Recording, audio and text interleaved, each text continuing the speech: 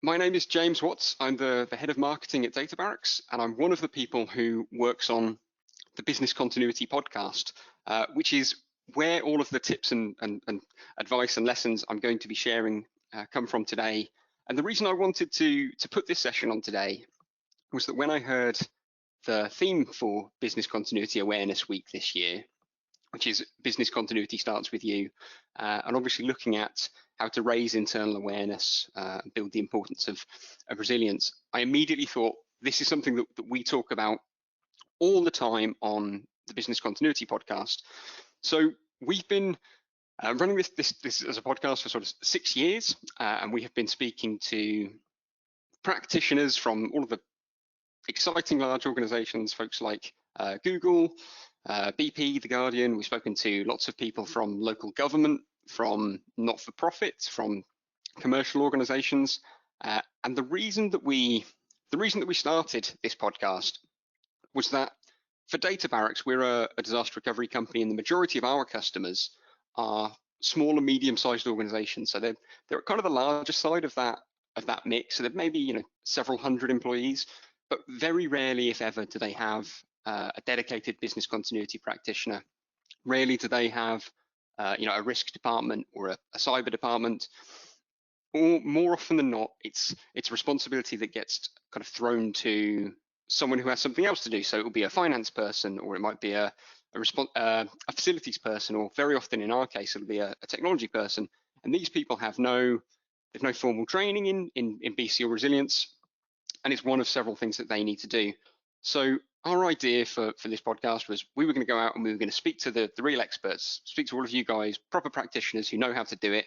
We're going to get their tips, and then we'll boil that all down into this easy to consume podcast that would be of use to all sorts of people. So I'm going to start by I don't want to explain to everyone what a podcast is, but I've made this mistake in the past. So the last when we did our last set of interviews, there were a couple of people we spoke to who had never even heard of a podcast. We said, would you be interested in being interviewed for this podcast? And I know probably most of you are all kind of very up on podcasts. You're probably listening to lots. You're are very aware of the Joe Rogan podcast and NPR and all of the popular ones.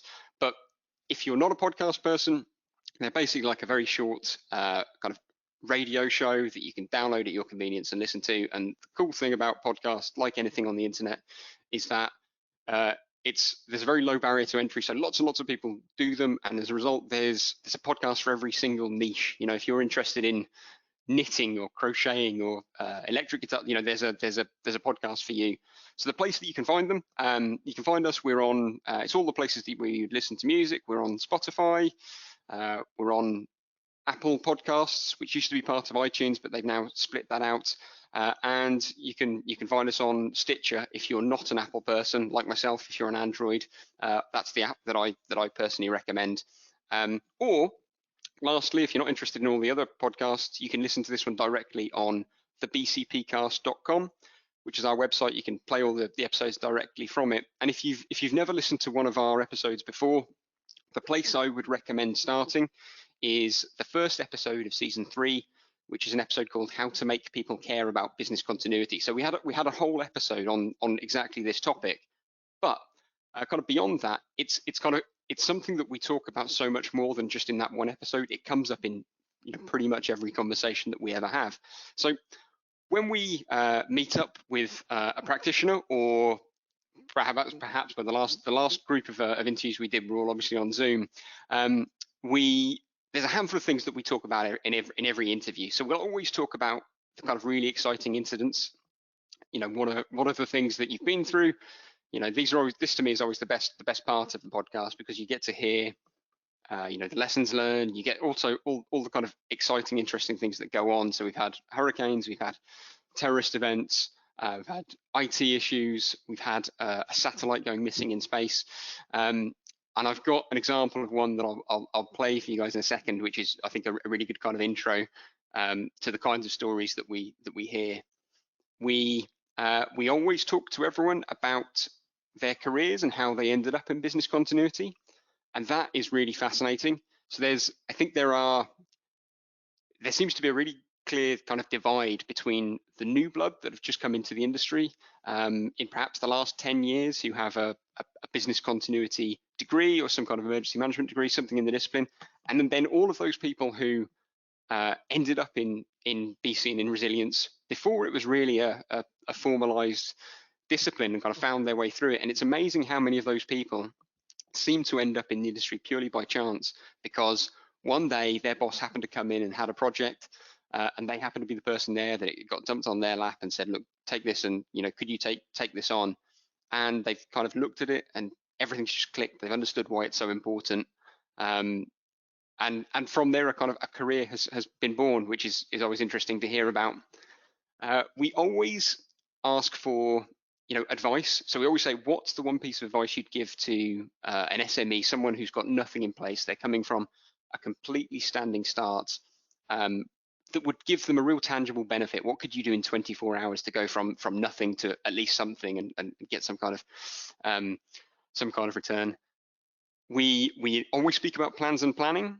We have an episode on that entirely, and that's an interesting one. Everyone hates plans, but is obviously a big fan of planning. And then lastly, we inevitably talk to everyone about how you get organizations to care. So what I'm going to start with is I'm going to share a quick video, which is something that we put together for one of the stories, one of the incidents I think is an interesting, one of the really interesting incidents. So let me just see if I can play this for you now through GoToWebinar.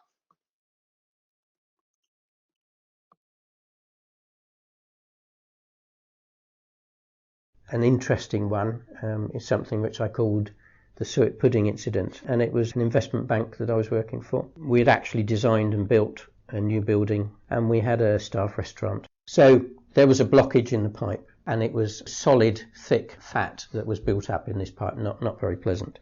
So when they went to sort of try and push this out to clear it, further down the chain, which was in one of the basement areas, a join in the pipe just came away ever so slightly. A couple of drips of water came out of that, and Sod's law says that there's a power breaker below that that's not fully protected. It dripped on there, caused some sparks and some smoke. In that area, down in the basement, we had a data center. The air conditioning from the data center pulled in the smoke into the room, caused all the alarms to go off in the building, which meant everybody evacuated, and the gas protection system within the computer room all came out as it was supposed to do, and it cost £30,000 just to refill the gas. Wow.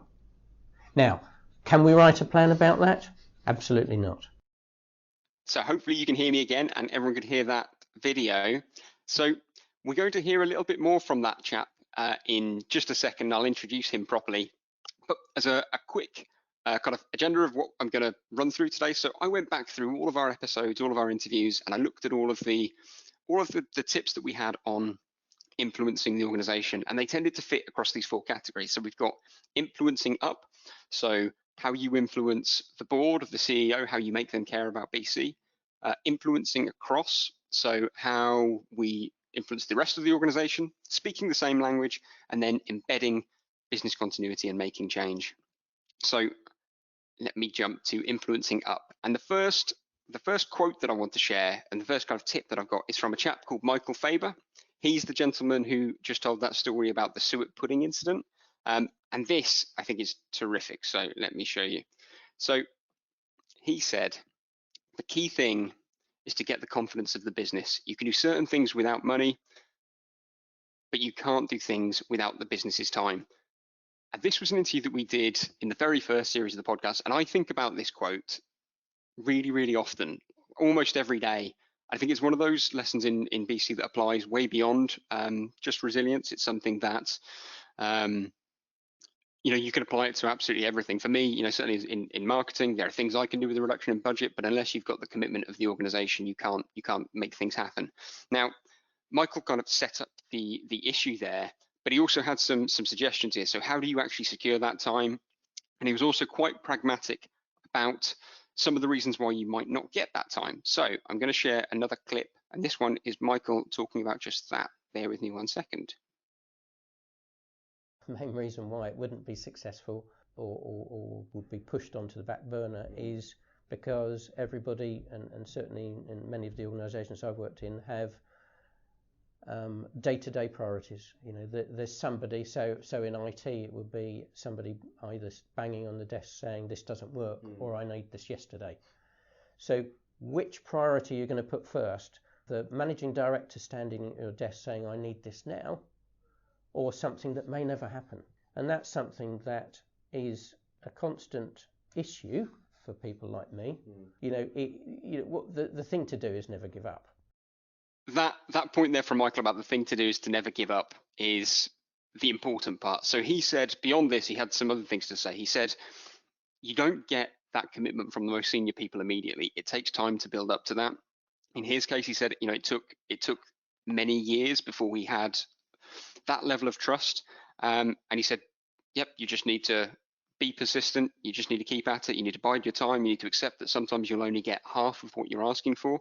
But ultimately, the place that you want to get to is that the people you're working with trust you because they know you only bring things that are really important to them. You don't bring something that's frivolous. But the ideal place that you get to is that when you bring something to them, they say, yep, when Michael comes to me with something, I know that's important, so I need to know to take that seriously. So I think not only did I think he set up the problem perfectly, I think he had some kind of very nice practical suggestions of how to get there. So the next quote I want to share is some advice from Dr. Jessica Barker, who is a cybersecurity expert. And she delivered the keynote speech at BCI World a couple of years ago. And this, I think, is one of those areas that cybersecurity shares an awful lot with resilience, because obviously we're trying to influence and change the behavior of all of our users. So this was her tip. People in a position of authority have higher social proof. So if I see you doing something, I'm more likely to mimic that. If I see my boss doing it, I'm even more likely because that's my boss. So if it's good enough for them, it's going to be good enough for me. So Jessica's point here is that not only do you need to get the senior management on board, but once you have them on board, you need to be able to leverage that as a tool to influence the rest of the business. So she gave the example of if you needed to do a cyber awareness campaign, for instance, what you should do is get the CEO or someone very senior in the organization to record a short video for you, talking about the importance of cybersecurity, why people should be paying attention to this and why it's so important for the organization. And that, to me, I think is a good tip. I think what she's sort of touching on there are all of those social cues that we all follow in an organization, particularly from it comes from the most senior management, whether that's dress code, how we treat people, all of those things that are kind of cultural norms in an organization. And I think a nice tip of how you can tap into that and use it for your own benefit. The next tip I have, this is from Gianna DeToni, and this is about what you need to do if senior management aren't entirely supportive.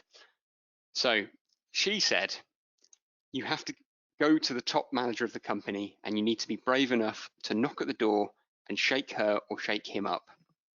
And this to me, I think, is that fundamental challenge of any situation where you need to influence up or change the opinion of people who are ultimately your boss, the most senior people in the organization, because at some point you are inevitably going to come into some kind of conflict, and sometimes you've got to be brave and be able to stand your ground. Now, the best example of this we had is a story from a chap called Mel Gosling, which I shall play now. And to give some context to this, Mel was running IT for an insurance company. At 8 o'clock in the morning, his ops manager came to him and said, we had a problem with an overnight job. It was posting transactions to the wrong account.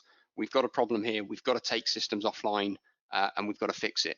Now, from there, I will now pass this over and I'll let Mel take the rest of the story.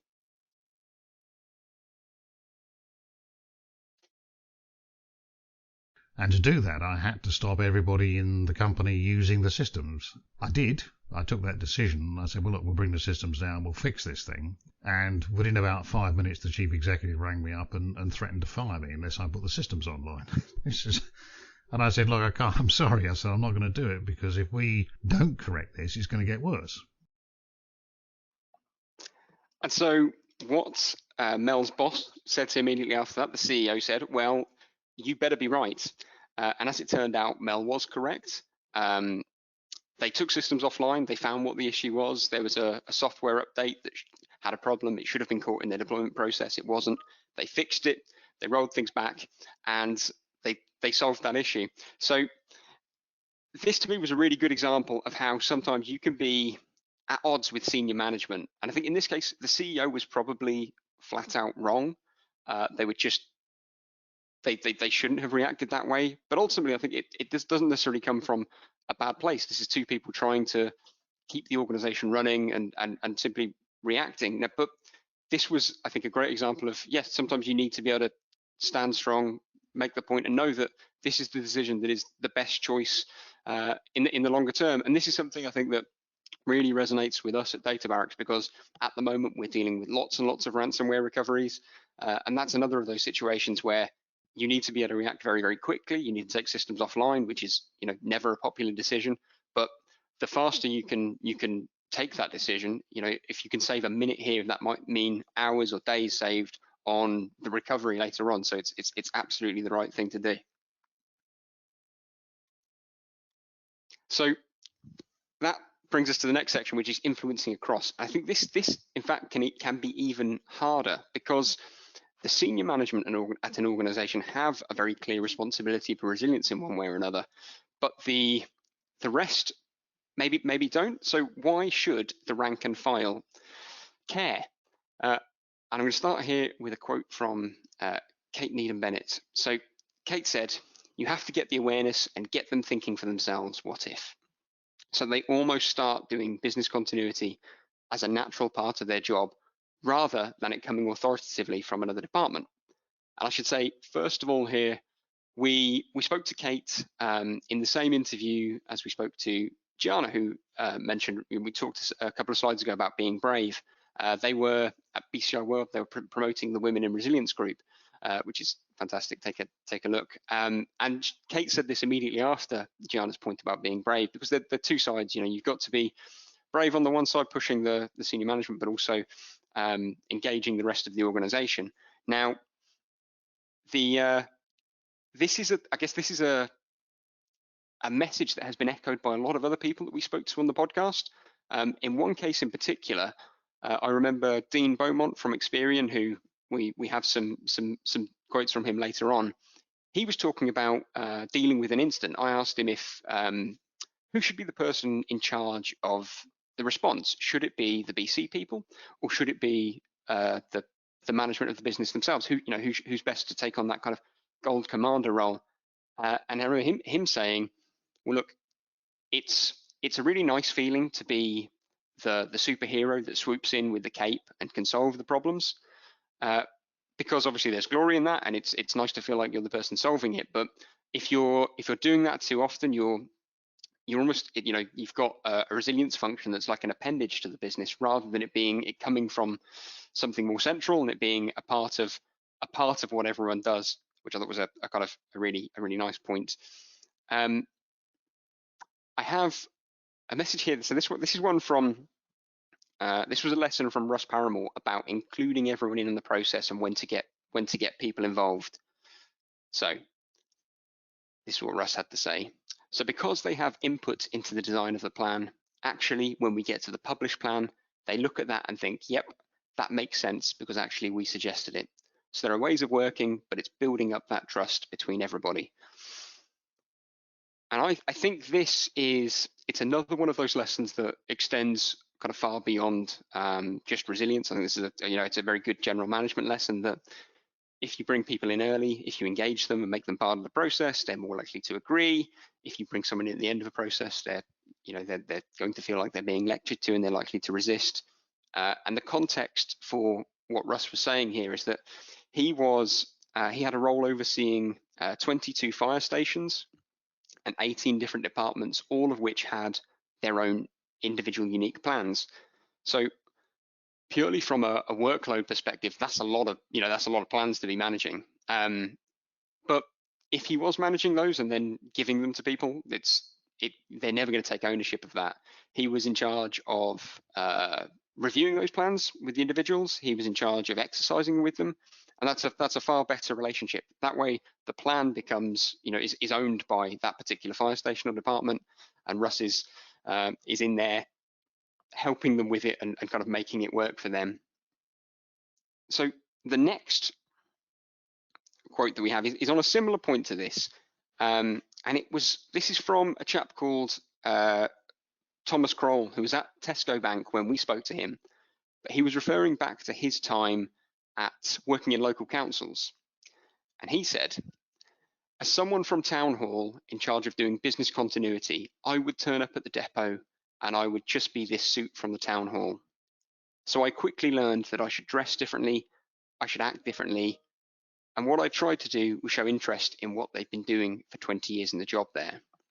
So a bit like Russ's example in the lesson beforehand, I'm sure lots of you have a corporate office, but you also have lots of other sites. So you might have warehouses, factories, field offices, shops, etc. Places that need their own separate plans, but also have their own culture. They have people that have perhaps been at the company for either a very short period of time or a much longer period of time. And that needs to be handled carefully to make sure that you can get the same level of engagement at those organizations as you might in the corporate offices. Now, Thomas had some more to say on this. So he said, firstly, before trying to change perspective, I think it's important to understand perspective. So where are they coming from? If you know they don't agree, why don't they agree? And this, again, I think is kind of more on that topic of, you can't just drop in and preach to someone. Ultimately, I think in a lot of these cases, you need to ask people to do something extra. You're trying to get them to do something they perhaps weren't doing before. And even if the way that you ask is ultimately the same, ultimately in the end, I think just by going through that process of knowing what their issue is it a lack of resource, a lack of time? I know personally that when someone spends that time with me, if I've got an issue, and then asks me to do something, at the end of that, I'm far more likely to be compliant. I'm likely to help out, just because I think people have kind of put the time in with you to kind of respect you as an individual and respect your time. The next slide I've got, this is the one place where I'm not going to show some quotes from the podcast, because this was something I just wanted to flag, because no one said this explicitly, but it was kind of between the lines of what a lot of people would talk about.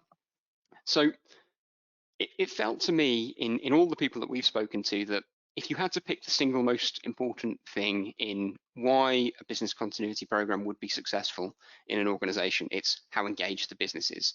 If you've got an unengaged business, then it kind of doesn't matter what you do. It's, you're really going to struggle to make an impact.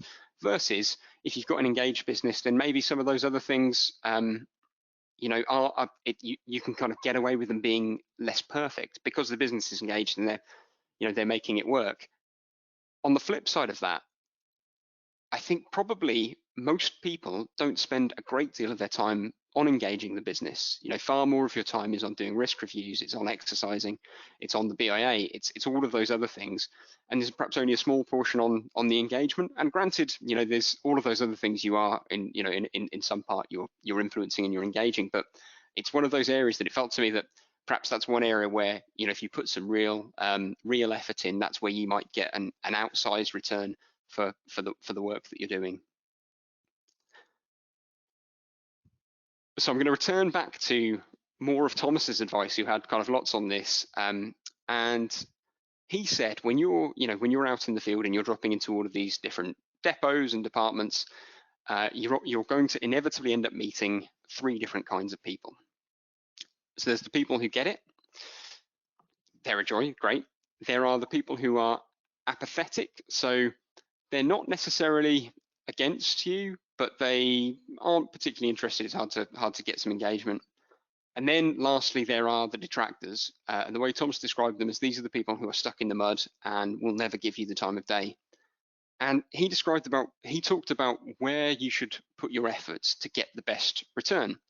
And his description sounded an awful lot to me like political campaigning, because he said, don't waste your time with the detractors. They're far too difficult to get any real change. They're stuck in their ways. It's going to be very difficult for you to influence them. Equally, don't spend too much of your time with that first group, the people who get it, because yes, they're a joy to work with, and they're you know, they make the job more enjoyable, but ultimately you're not making a significant change. You're not really, you know, moving the dial by working with them. The place to focus all your efforts is that group in the middle. So it's on the apathetic group. And the reason is they're people who you can influence, you can make a change on. And if you can move enough of them over to the group on the left-hand side, then you actually change the kind of the culture of the business. If you can hit that kind of critical mass, then it changes the entire direction of travel. And then when you've got everyone moving in one direction, then there's a gravity with that, and it will pull those detractors with you, and that's the best place to actually make change. So the last two quotes I've got here in this section are from a lady called Tonya York, and these were on kind of working with and understanding the motivations of the people that you're working with. So she said, like anything, it's what's in it for them. So helping them understand why it benefits them to participate in the program. Connect with their personal values.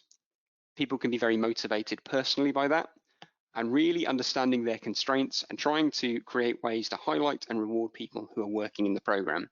Now, Tonya worked in tech. She spent some time at Google, and in a lot of these technology companies, there's a big chunk of remuneration is in stock options and in stock. So one of her examples was that's a really easy place that you can make that argument. You can say, it obviously makes sense for you to care about resilience, to work hard to make this organization better, because that's going to pay off in a greater value of the stock, which if that's a big part of your retirement plan, that makes sense. You know, you can tie the benefit very easily together there. She also said, you know, there are other things that motivate people. So some aren't motivated by money. Some are motivated by just doing a really good job. Some people are motivated by getting out of work on time, clocking off on time, not needing to come in at the end of the day to fix something, and not needing to kind of come in at the weekend to fix something.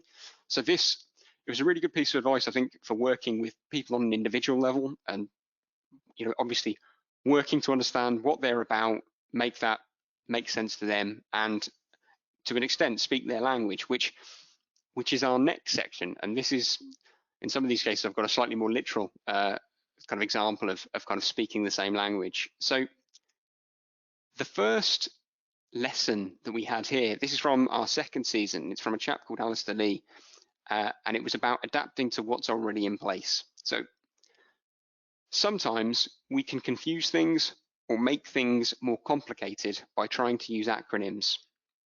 I'd rather call it operational planning, create an operational manual that's a business continuity plan, and work with people and work with what people understand and build on that. So I think firstly on this, before I talk about Alistair's point in particular, everyone talks about this as it being kind of one of the problems in our industry of, you know, we're very heavy on acronyms, that we have a lot of terminology, we have a lot of models that are the kinds of things that do turn people off outside our, you know, our bubble. So this from Alistair, I think, is a really good example of sidestepping that. So he was working at a manufacturing company, and I think so when we spoke with Alistair, he was working at Virgin Media, but I think this may have been one of his early roles. And he said he came in, and they got things in place, something that they called you know, smart operational planning, and it was all, you know, it was rudimentary, but it was working. So all of his activity was about dovetailing what he was doing with the plan into what they already had in place, and that sidestepped all of the issues we've mentioned. You know, you're not bringing something new in, you're not kind of adding something on top, you're just enhancing what they already have. And the benefit that Alistair talked about here was that this was for one of their sites. They had another manufacturing site in the north of England, and they just took that wholesale and they dropped it into the second site. And because it was all in the kind of right language, it was all how everyone worked, it was accepted pretty, you know, immediately. It had really good uptake, which I thought was kind of really nice to hear. Going beyond just kind of speaking the same language, we had a really good example here about adapting an actual process.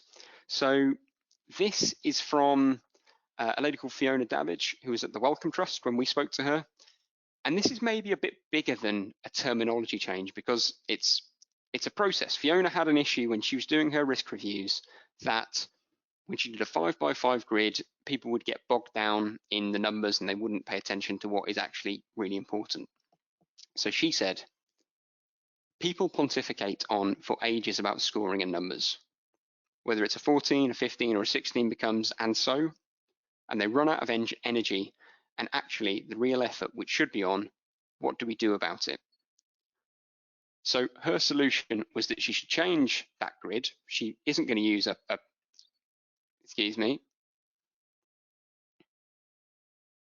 she isn't going to use a 5x5 grid. She's going to use a 3x3 grid. And I will play a little clip from Fiona to explain. That's what you're doing. You're trying to paint a picture of potential outcomes. So it'll cost us 10,000, it'll cost us 100,000, it'll cost us 10 million, it'll cost us 100 million, and that's mildly painful, or that's ouch. And really, that's all you're doing in that type of scoring. When I heard that initially, it wasn't myself that interviewed Fiona, it was someone else, and I was listening to the audio of her interview afterwards. And my initial thought was, that is sacrilege. You can't change the 5x5 grid. That's what everyone uses. That's sacrosanct. But of course, why is that the case? It's a model. All models are imperfect. And what Fiona found in her case was that it wasn't working for her. What did work was changing it to a 3x3 grid, simplifying the whole process. And what she got was more engaged, and a more engaged executive team who got it. And when they were audited later, the auditor actually said they commented on how engaged the executive team were in the process. They knew exactly what was going on, which isn't always the case in other organizations. And I think this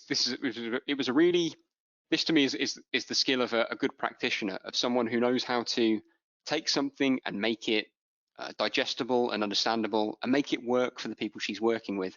If your ultimate aim is to make sure that executive team is engaged and is working, and I think that was a really kind of good tweak that paid off and did exactly that.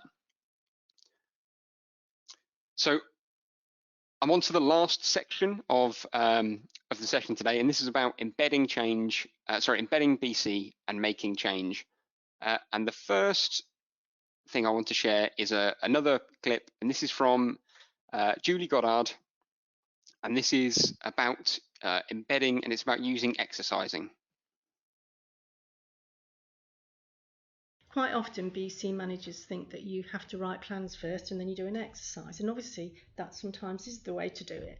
I would argue there's a different way of doing it, which is that especially if you've got people like this that maybe are a little bit set in their ways, maybe a little bit resistant, start off with an exercise to demonstrate to them why they need a BC plan, but also to demonstrate to them what they actually already know and were already doing but hadn't realised it was BC. And then when you start putting that down on paper and start slotting in the different, finding the gaps and filling those gaps by saying, well, what about this and what about that? And they go, oh, yeah. So I really like that. I think that's a very different way of doing things, and it's an interesting way to look at exercising. So on exercising, it comes to our next kind of tip. This was from Richard Bale. So he said, in 2016, we did 50 recovery exercises with over 1,000 participants. So that gives you an idea of the level of commitment from the organization to make sure that absolutely everyone knows what they're doing. Now, to start with here, 50 recovery exercises, I think is phenomenal. I think that's an incredible number. He had more to say on this. He said it isn't all that simple. He did say, sometimes if you're in a very engaged organization, you might get a CEO who says, okay, let's do a pull the plug exercise. And Richard said, you need to be very careful with those. If you do it too early on and you're not prepared for it, potentially something's going to go wrong. And that's the kind of thing that then causes people to point fingers and say, well, look, this, I said this would be fine, and that's why it went wrong. And ultimately, it puts the organization back. If you're doing as many as 50 here, pretty much one a week, then you can build up to that. You can make sure everything is prepared, and when you do a pull the plug exercise, it's going to work. And I love when we hear stories like that, because when you hear it, there's only one way that you that person knows that, and that's because they've been through it and they've kind of lived through it, and they've had the problem where they've done it too soon and it's caused those issues. The other, I guess, the other point in this as an example from Richard is that the organisation he did that with was a financial services institution. It was a bank, which is why he was able to get that kind of level of commitment he talks about, which is something that was shared by Dean Bowman, who I spoke to at Experian. So he said exactly this. So he said, once you're in the financial services world, it's quite difficult to leave because it's a regulated industry. There are an awful lot of resources put into emergency planning, business continuity, resilience, disaster recovery. All of those things are certainly taken very seriously in that sphere. And I think Dean was perhaps the only person who said this explicitly, but it was something that came up with lots of people. Certainly anyone that we've spoken to who has worked in several different industries.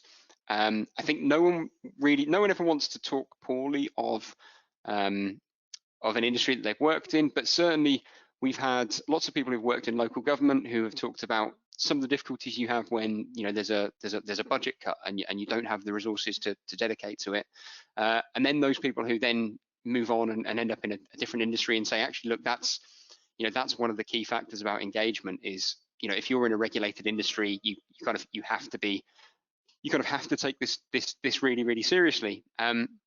With that being said, we have had the other side of the coin on this one. So I'm about to share a video from a lady called Vicky Gavin, and she said the exact opposite of this.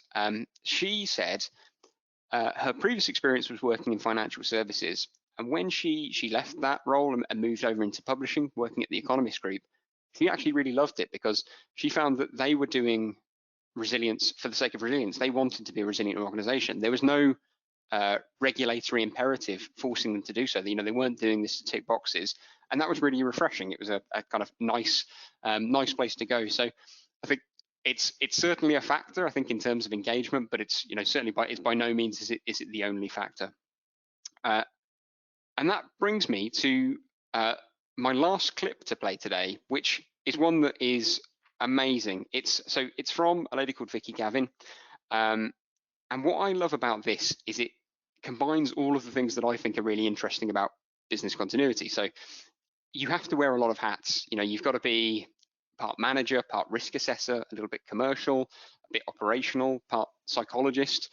And she had a story here about what she did with the cyber awareness campaign, raising awareness of phishing threats, and the way that she went about that to actually affect change in her organization. So let me play this final video. A couple of years ago, for the month of October, because October is Security Awareness Month, we ran a phishing contest. For everybody who sent us a phishing email, we gave them a raffle ticket for a security blanket. Beautiful handmade quilt, but it captured the imagination. And people were really good at finding phishing emails because there was something in it for them. It was to their advantage. If I find phishing emails, I can send them in and I get raffle tickets. The reason it worked so well for me is because people were identifying phishing emails for 5 weeks. And all of the behaviorists will tell you it takes 3 weeks to form a new habit. So if I get people to do something for 5 weeks, they've pretty much formed a new habit and can now identify phishing emails pretty reliably. On the other side of it, so what did I have them do when they got a phishing email? Send it to the security team. What do I want them to do day to day if they get a phishing email? Send it to the security team. So not only have I taught them how to identify the email or the phishing, but also what to do when it happens. If in doubt, get security involved. Simple things to remember, and I didn't have to tell people, and I'm training you to do this. It just happens because the awareness activity was designed to do the things that I wanted them to do. I absolutely love that clip. I think that's amazing. She's terrific. We had lots of input from Vicky, and I should say we have lots of input on the podcast from lots of other people who didn't feature in this. genuinely, I think for me, it's one of the most fun things that I do as part of my role, and it's something I do say to a lot of people. Don't be put off by this being a kind of a corporate podcast because it's run by Data Barracks. It's genuine. It's really interesting. You don't hear very much from us. You hear from all of the experts. And so I'm going to finish now with a kind of I guess a plea to everyone.